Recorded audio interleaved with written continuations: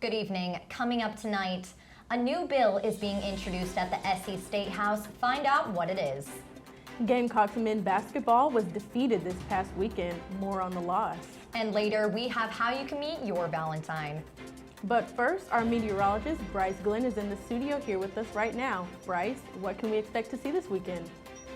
Well, we certainly had a warm day here in the capital city, but can we expect those nice spring temperatures to stick around? Stay tuned for all that and more tonight on SGTV Student News at 7.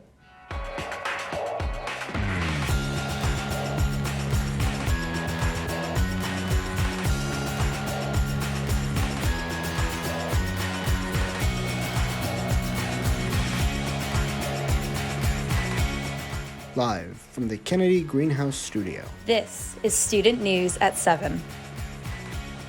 Good evening, Carolina. I'm Tatum Miller. And I'm Courtney McLean. Thanks for joining us tonight.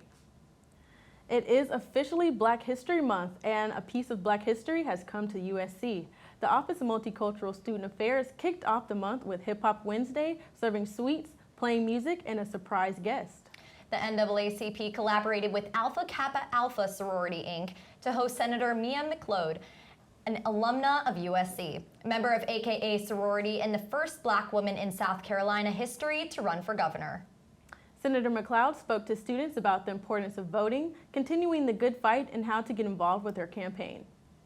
South Carolina lawmakers could be putting people in jail for asking a single question. House Bill 4848, which would criminalize asking about vaccine statuses, has been in committee this week. Sponsored by 6 lawmakers, including Representatives Burns, Haddon, Long, Chumley, Dabney, and McGarry.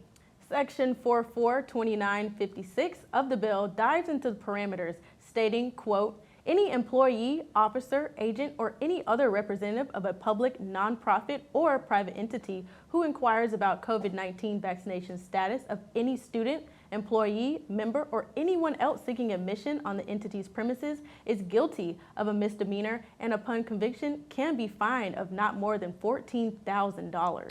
Although no votes have been taken yet, the House continues to discuss this proposal.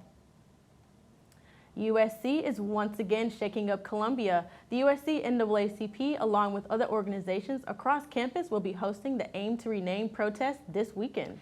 Aim to Rename is a campaign founded by the US NAACP that has spread across the state to a multitude of other college NAACP chapters.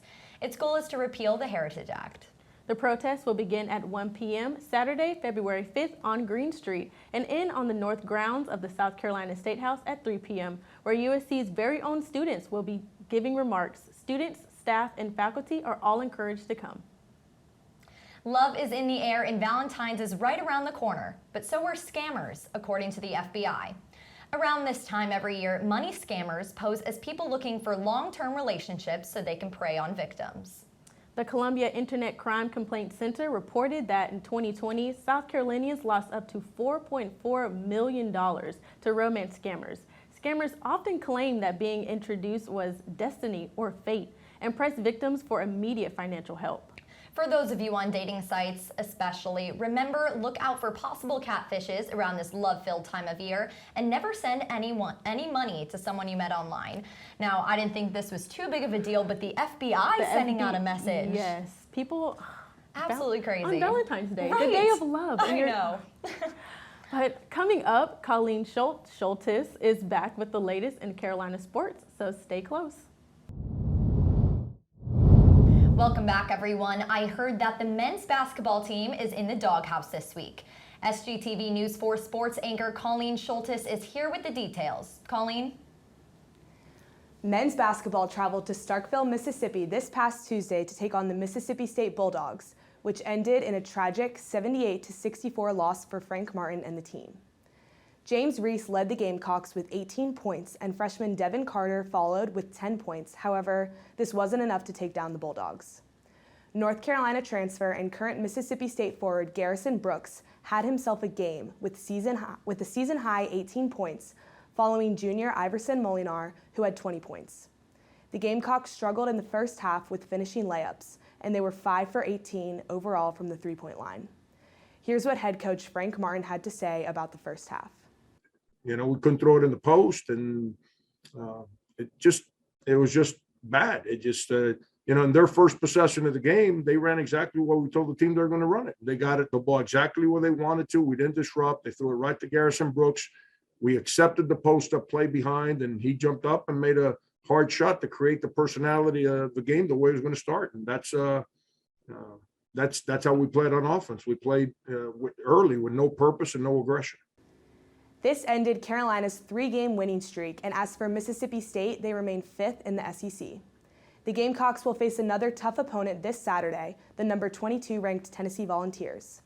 Tip-off is set for 1 p.m. in Colonial Life Arena, and that game will be nationally televised on CBS. With this warm weather in full swing today, it's time to start thinking about our spring sports. Carolina softball is starting up in the next few weeks, and with scrimmages underway, the Gamecocks are anticipating a great season. The team had their first practice January 5th, and head coach Beverly Smith was excited. Quote, "It's a coach's favorite time of the year. We get to have our players here for a week of practice with no school, so we've got nothing to do but be professional athletes," end quote.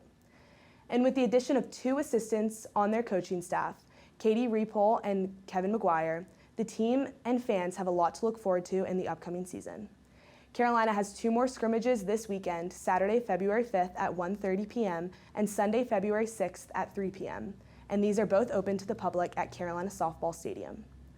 The official season starts February 11th with the Gamecocks hosting Virginia at 6 p.m. in the 3-day Gamecock Invitational. That's all for Carolina sports this week. Back to you guys. Thanks, Colleen. Coming up, we will catch you up on what's new in local events from in and around Columbia. Don't go anywhere. Welcome back. Joining me now is entertainment reporter Brianna Rao to talk about what's going on around the capital city this weekend. What do you have for us this week? Well, roses are red, violets are blue, and I'll never forget the day I fell in love with you. With Valentine's Day right around the corner, the form to be a contestant for the dating game returns to campus so that you can meet that special someone that will have you believing in happily ever afters. Bachelorettes on the dating game will ask a series of questions to each of the 3 hidden bachelors until the bachelorette has determined which contestant is her true love. To sign up to be a bachelor or a bachelorette for the dating game, follow USC CP on Instagram and fill out their Google form. This year, Brittany Borowski, aka Kombucha Girl, is hosting. Doors for the dating game will open at 7 p.m. on February 21st at the Coker Center. This event is free for students, faculty, and staff with a valid Carolina card. Are you signed up to be a bachelorette? I already did it last year, so I don't think I should do it again. Maybe next year. Well, did you find your match? I didn't, unfortunately. It was not the one, but I'll keep looking. It's time to say farewell to coffee on Main. Columbia coffee shop Drip, located at 1441 on Main Street, is officially closing due to a staff shortage. Don't fret, the Drip location on Saluda Avenue in 5 Points will remain open.